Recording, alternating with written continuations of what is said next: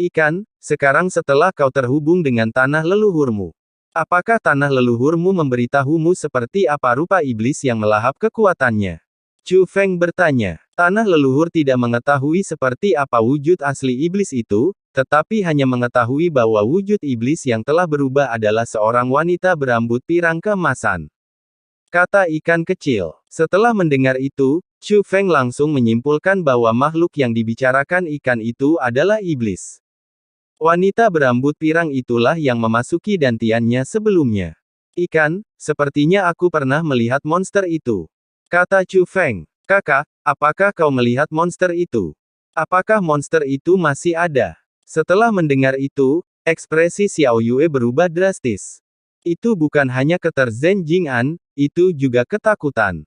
Karena dia telah belajar dari kampung halamannya bahwa iblis itu sangat kuat. Ikan, jangan khawatir. Terlepas apakah monster itu masih ada atau tidak, seharusnya monster itu tidak menimbulkan ancaman bagi kita untuk saat ini. Itulah mengapa Chu Feng mengatakan demikian. Itu karena binatang petir merah juga mengatakan demikian. Binatang petir tidak bisa ikut campur urusan dari luar, Chu Feng harus mengandalkan dirinya sendiri. Oleh karena itu, selama wanita berambut pirang itu tidak memasuki dunia dantian Chu Feng, sekalipun garis keturunan Chu Feng kuat, dia tidak bisa berbuat apapun padanya. Dengan kata lain, wanita berambut pirang itu hanya perlu menghadapi Chu Feng dengan cara yang wajar. Chu Feng tidak akan berdaya untuk melawan. Namun dia tidak pernah muncul lagi. Ini berarti bahwa terlepas dari apakah wanita berambut pirang itu terluka parah atau terlalu ketakutan, setidaknya Chu Feng dan yang lainnya sekarang aman. Setelah itu, Chu Feng menceritakan kepada Xiao Yue tentang apa yang telah dialaminya. Dia juga memberi tahu ikan itu tentang dugaannya.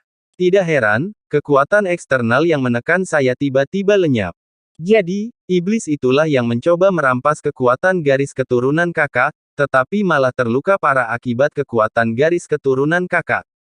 Pada akhirnya, kakak laki-laki sayalah yang membantu saya. Ikan kecil itu menghela napas lega. Bagaimanapun, setidaknya kita sekarang aman. Ikan, jika kaummu terjebak dalam keadaan kultivasi ini dan tidak mampu bangkit, apakah itu akan membahayakan tubuh mereka? Chu Feng bertanya. Jika dibiarkan tanpa pengawasan, pikiran mereka akan jatuh ke dalam kekacauan, yang mengakibatkan berbagai hal mulai dari amnesia hingga kerasukan setan. Kata ikan kecil, Anda membutuhkan sumber tersebut, mungkin Anda dapat menggunakan sumber tersebut untuk membantu mereka menghindari kekurangan-kekurangan tersebut. Chu Feng bertanya, saat ikan kecil berbicara, dia membuka telapak tangannya, dan sebuah manik-manik muncul. Manik ini seluruhnya berwarna hitam, diukir dengan rune, dan ukurannya juga sebesar mutiara, tetapi ini bukanlah harta dunia, melainkan harta karun tertinggi. Selain itu, benda ini sangat kuno, berasal dari era purba. Wow, ini bagus sekali. Mata Ek berbinar. Intuisi mengatakan kepadanya bahwa barang ini tak ternilai harganya. Namun, Chu Feng dapat merasakan bahwa hal ini cukup aneh dan tidak lazim. Kakak laki-laki, kekuatan tanah leluhur memberitahuku bahwa dengan mengaktifkan benda ini melalui sumbernya, kekuatan yang dilepaskannya dapat mencegah rakyatku jatuh ke dalam negeri kekacauan. Namun, hal ini agak jahat. Demi keluargaku, aku hanya bisa memurnikan esensi orang lain. Pada saat itu, ikan kecil tampak khawatir. Kakak, apakah kau memandang rendahku karena aku menggunakan cara-cara iblis untuk melindungi rakyatku? Mendengar itu, Chu Feng tersenyum. Gadis bodoh, kenapa kamu berpikir begitu? Untuk saudari sejiwamu, kakakmu telah memurnikan esensi dari banyak orang. Tapi aku tidak pernah menganggap diriku sesat, karena orang-orang yang kubunuh bukanlah orang baik, mereka pantas mati. Dari orang-orang yang baru saja kau bunuh, siapakah yang tidak memiliki darah orang-orang tak bersalah di tangan mereka? Meskipun mereka tidak membunuh orang-orang yang tidak bersalah secara membabi buta, kita tetap bisa membunuh mereka jika mereka mau. Bagaimana mungkin naluri mempertahankan diri itu salah? Dan hidup mereka sekarang adalah hidup kita, jadi bagaimana kita memperlakukan mereka tentu saja terserah kita. Sebagai contoh, saya baru saja membunuh seekor macan tutul tua dan mendapatkan 2 harta karun. Untuk memahami lebih banyak petunjuk tentang kedua harta karun itu, saya menyimpan tubuhnya. Bahkan setelah dia mati, tubuhnya masih bisa saya gunakan. Jika apa yang telah kau lakukan dianggap sebagai perbuatan setan, maka kakakmu adalah setan terbesar di dunia ini. Namun, di mata sebagian orang, aku mungkin adalah iblis besar. Siapa peduli? Lagi pula aku tidak peduli dengan mereka. Sebenarnya saya senang mereka takut pada saya. Saat Chu Feng berbicara, dia mengeluarkan kembali sisa-sisa kepala klan iblis macan tutul awan. Chu Feng, Yuer masih gadis kecil. Tidakkah kau takut membuatnya takut dengan menunjukkan ini padanya?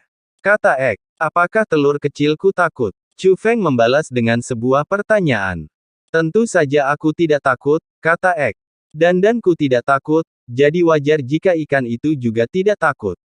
Tidakkah kau sadari? Kalian berdua sangat mirip, kata Chu Feng. Apa persamaannya? Telur bertanya. Dia terlihat tidak berbahaya dan tampaknya mudah diintimidasi, tetapi sebenarnya dia kejam. Kata Chu Feng. Apa yang kamu katakan? Di mana letak kejelekan saya, Sang Ratu, sehingga saya terlihat seperti orang yang mudah diintimidasi?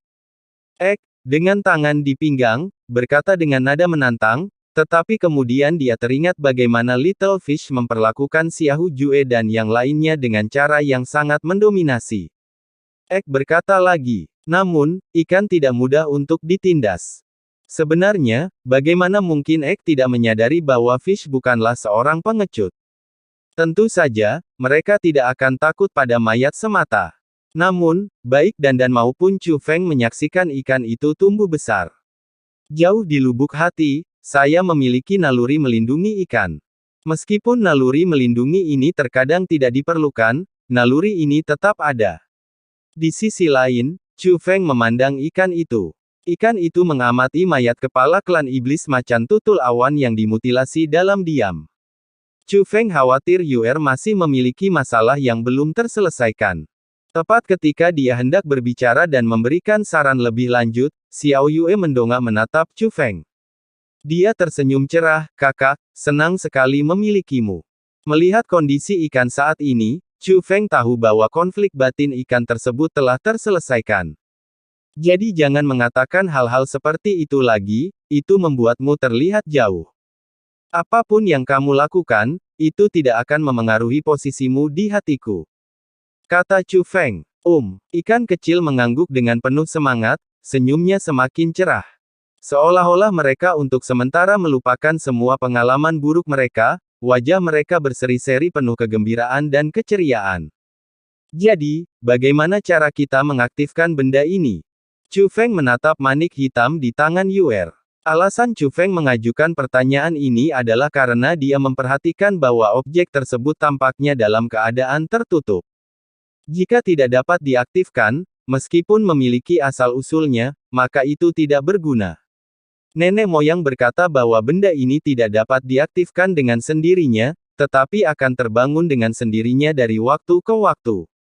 Sebelum itu, aku perlu mengumpulkan esensinya. Setelah makhluk ini terbangun, barulah aku bisa memasukkan esensi itu ke dalamnya. Kata ikan kecil, berdengung. Begitu dia selesai berbicara, rune pada bola itu bersinar, dan bahkan strukturnya pun sedikit berubah. Melihat ini, Xiao Yue melirik manik-manik itu, lalu dengan cepat menatap Chu Feng. Kakak, apakah makhluk ini sudah bangun? Tanya ikan kecil. Sepertinya begitu, kata Chu Feng.